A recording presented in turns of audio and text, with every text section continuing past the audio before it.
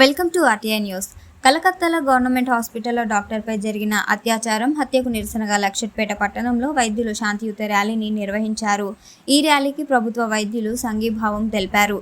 ఈ సందర్భంగా లక్షట్పేట ప్రభుత్వ ఆసుపత్రి సూపరింటెండెంట్ డాక్టర్ ఆకుల శ్రీనివాస్ మాట్లాడుతూ, ప్రాణాలను కాపాడే వైద్యుల ప్రాణాలకే నేడు రక్షణ లేకుండా పోతున్నదని ఆవేదన వ్యక్తం చేశారు.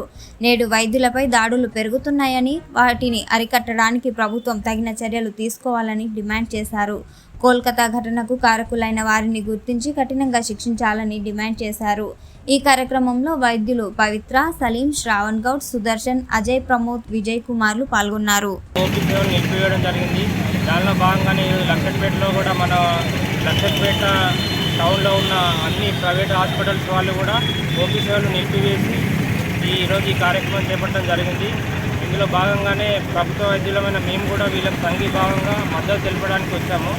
మా యొక్క డిమాండ్ ఏంటంటే ప్రైవేట్ హాస్పిటల్ కానీ, ఈ దేశంలో ఉన్న ఆసుపత్రులపైన కానీ, డాక్టర్లపైన కానీ జరుగుతున్న దాడులను ఆపాలి. ఎవరైతే ఆ అమ్మాయిని రేప్ చేసి చంపేశారో వారిపైన కఠినంగా శిక్షించాలని మా యొక్క మెయిన్ స్లోగన్ ఏంటంటే ప్రాణాలను కాపాడే వైద్యులపైనే ప్రాణాలకు రక్షణ లేదు. మరి యొక్క మెయిన్ మోటోతో ఈరోజు ఈ కార్యక్రమం నిర్వహించడం జరిగింది. దీనికి ప్రజలందరూ కూడా అంటే ఒక వైద్య విద్యార్థినిగా కాకుండా చూడకుండానే చదువుకుంటున్న అమ్మాయిల పైన మన దేశంలో జరుగుతున్న అగత్యాలు ఆపాలి. ప్రతి ఒక్కరూ ఇది జరుగుతున్న వాటి మీద సమీక్ష చేయాలి. ప్రభుత్వం కూడా స్పందించాలని మేము కోరుకుంటున్నాం.